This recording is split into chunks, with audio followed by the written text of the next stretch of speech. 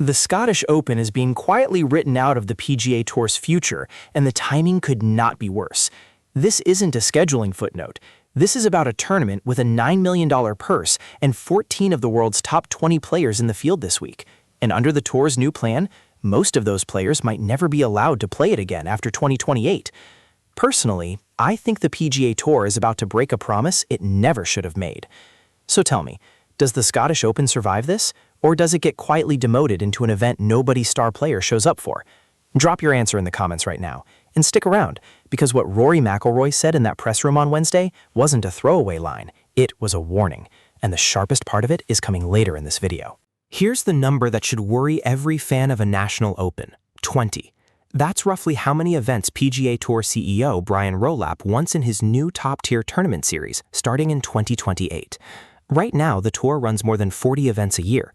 Do the math. More than half of what exists today gets cut from the top of the sport.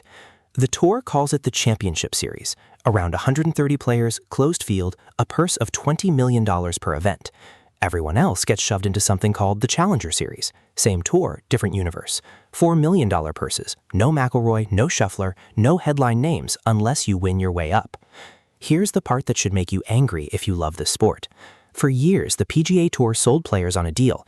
Give up your off weeks, give up flexibility, commit to the American schedule, and in exchange, the biggest events on the calendar, the ones tied to history and to home countries, would stay protected. That was the trade. Players signed up for a demanding, centralized tour because the marquee stuff, the national opens, the historic venues, would still matter. Now the Tour is drawing a line, and the Scottish Open is sitting on the wrong side of it. It doesn't currently project to make the cut for championship status, which means starting in 2028, the tournament that just hosted 14 of the top 20 players in the world could be playing host to a challenger field instead. Same trophy, same golf course, a fraction of the star power. Ask yourself this: if the tournament that made your career, the one you won early and kept coming back to, suddenly told you it couldn't afford to have you anymore, would you call that progress? That's the position Rory McIlroy is in right now. He's not some outside critic complaining from a broadcast booth. He won this event in 2023. He finished second last year. And this week, standing in the media room at the Renaissance Club, he said the quiet part out loud. But none of that compares to what happened when he actually said it. That's coming up. Rory McIlroy has spent over a decade being the PGA Tour's biggest star, and at the same time, one of the loudest defenders of the sport's oldest traditions. 2 Masters green jackets, 6 major titles. And every summer, instead of resting before the Open Championship, he shows up at national opens, the Scottish, the Irish, even the Australian Open in December. He didn't have to keep doing that. He chose to. So when Rory McIlroy stands in a press conference and criticizes the very tour that pays him, that carries weight. A random pundit's take never will. Here's what he actually said, on the record, on Wednesday, at the Renaissance Club. Asked about the new schedule and where events like the Scottish Open fit into it, McIlroy warned, "We've got to be careful with that." Careful, because as he put it, these tournaments risk losing the fabric of what they are. Sit with that phrase for a second. The fabric of what they are. Not the money, not the ranking points, the identity. McIlroy's argument is that a national open stops being a national open the moment it becomes a closed shop for a select group of players, no matter how much prize money gets attached to it. That's the whole controversy in one sentence. He didn't stop there either.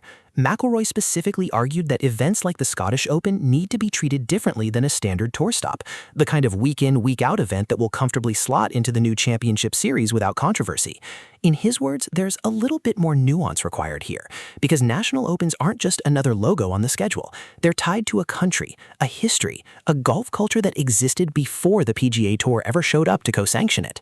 Here's the uncomfortable truth underneath all of it. McIlroy isn't just protecting an abstract principle. He's protecting the version of golf that made him who he is. He won an Irish Open. He's floated the idea of the Canadian Open getting the same co-sanctioned treatment that turned the Scottish Open into the field it has this week. Take that structure away, and you're not just losing one tournament. You're losing the entire model he's been pointing to as the blueprint for how national opens should survive the next decade. And world number 1 Scottie Scheffler didn't exactly push back on any of that either.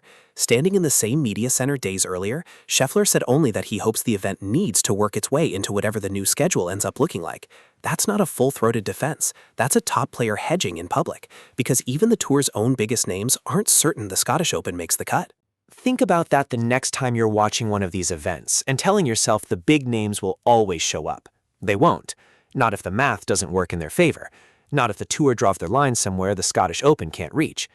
Now here's the part nobody is talking about, and it changes how you should read everything McIlroy just said.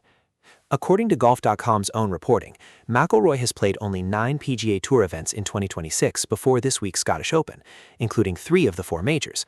Strip out the majors, and he's played 6 regular tour events all year. 6. World number 2, and he's shown up to a standard PGA Tour event roughly once every 7 weeks.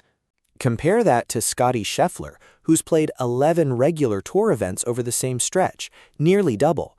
And under normal PGA Tour rules, a member is required to play 15 events a season. McIlroy is projected to finish around 14, one short, and he's not going to face a single penalty for it, because as a life member and a foreign member, the commissioner has discretion to simply waive the requirement for him. Read that again.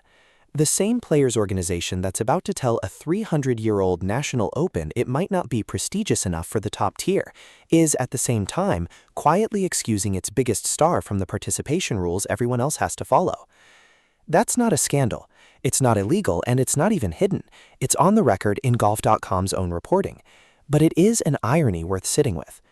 The tour needs McIlroy's presence at events like the Scottish Open more than McIlroy needs the tour's permission to skip regular stops. Golf writer Paul Hyam put the dynamic plainly, arguing modern sport runs on player power now, and the PGA Tour needs McIlroy more than McIlroy needs the PGA Tour. That's the leverage sitting behind every word McIlroy said in that press conference. He's not a rank-and-file member begging for a favor. He's the guy the tour is terrified of losing from these exact events, and he knows it. So ask yourself who actually has the power in this negotiation. Is it Brian Rowlap in the PGA Tour office drawing up a 20-event calendar in a boardroom? Or is it the handful of players whose presence alone decides whether an event like the Scottish Open still matters commercially in 3 years?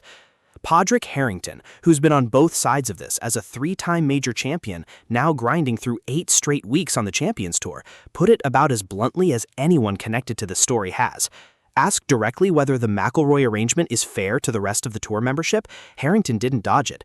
Is it fair? No, he said, not to the rest of the PGA Tour. But he followed that up by admitting everyone already knows what McIlroy brings to an event, and that's simply the reality of the sport now. Not fair, and not going to change. That's the systemic problem sitting underneath this entire controversy, and we'll come back to it before this video is over. Here's why the timing on this couldn't be worse. The Open Championship starts in a matter of days at Royal Birkdale, the exact kind of historic prestige-over-money event the tour claims it wants its championship series to resemble. 156 players will tee it up there, including every past champion age 60 or under who wants to play. No closed shop, no 20-player cap, just history deciding who belongs. That contrast isn't an accident, and it's not something I'm reading into this. It's the exact tension McIlroy raised directly.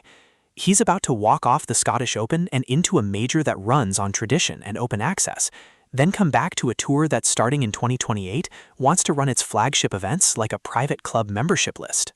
You can't build the championship series to feel like the Open Championship and simultaneously strip out the events that earned that kind of reputation the old-fashioned way. Think back to when the PGA Tour and DP World Tour first agreed to co-sanction the Scottish Open. That single decision is the reason this week's field includes 14 of the world's top 20 players in the first place. It's the reason Jon Rahm, who left for Live Golf, is teeing it up in a PGA Tour co-sanctioned event for the first time since his move. Co-sanctioning didn't just help the Scottish Open.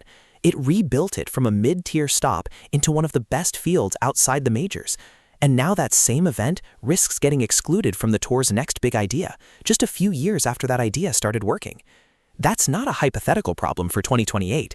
That's a deadline the Scottish Open is racing against right now, this week, while it's playing the best field in its history. Remember that name I held back a few minutes ago? It's Bob McIntyre. McIntyre is a former Renaissance Club champion himself, a Scotsman. someone with every emotional reason to want this tournament protected at all costs. And when reporters asked him directly whether he's worried about the Scottish Open's future under the new structure, he did something nobody defending the story's panic wanted to hear. He said he thinks the Scottish Open is going to be totally fine. Let that sink in for a second, because McIntyre isn't hedging out of politeness. He actually laid out a reasonable case for why. He doesn't think the event needs to be a $20 million championship series stop to survive. He compared it instead to a high-end European Tour event, something closer to the Rolex series model, arguing it would honestly be strange to force a $20 million purse onto a Scottish tournament, given the economics of the region. Now, does that mean the entire controversy McIlroy raised was overblown? Not exactly, and here's why I'm not walking anything back. McIntyre's version of fine still means the Scottish Open probably doesn't sit in the top tier that carries McIlroy, Scheffler, and the rest of the sport's biggest names every single year. It just means the tournament itself, as an institution, likely keeps existing in some form. Those are two very different definitions of fine, and the gap between them is exactly what McIlroy was warning about when he talked about a national Open losing its fabric. McIntyre isn't wrong that the tournament survives. He might be underselling what it loses to survive. Step back from the Scottish Open for a second, because this isn't really a story about one tournament. It's a story about what happens when a tour built on tradition starts running itself like a business, optimizing for its top 30 stars and treating everything else as overhead. The Championship Series and Challenger Series split isn't just a scheduling change. It's the PGA Tour formally admitting that most of its membership and most of its history is now a secondary product. The National Open survived wars, recessions, and multiple attempts to reorganize professional golf over the past century. What they might not survive is a spreadsheet deciding 20 events is the right number for the top of the sport. That's the disease. The Scottish Open is just a symptom showing up first because it happens to be teeing off this exact week while the plan is still being finalized. McIlroy's warning wasn't really about one tournament losing its purse size or its field strength. It was about what gets left behind when a sport's most historic properties stop being the point of the calendar and start being line items competing for a slot on it. Here's where this actually lands. The PGA Tour has until 2028 to decide whether the Scottish Open, the Canadian Open, and every other national open still fit into its idea of the sport's top tier. Rory McIlroy has already told them, on the record, what he thinks they stand to lose if they get it wrong. My final verdict? The Scottish Open probably survives in some form, but the version of it we're watching this week, stacked with 14 of the top 20 players in the world, might already be the best it's ever going to look. Next time, I'm breaking down exactly what the Canadian Open's co-sanctioning talks could mean for McIlroy's own schedule, and why one Ryder Cup decision might be riding on it. Subscribe so you don't miss that one.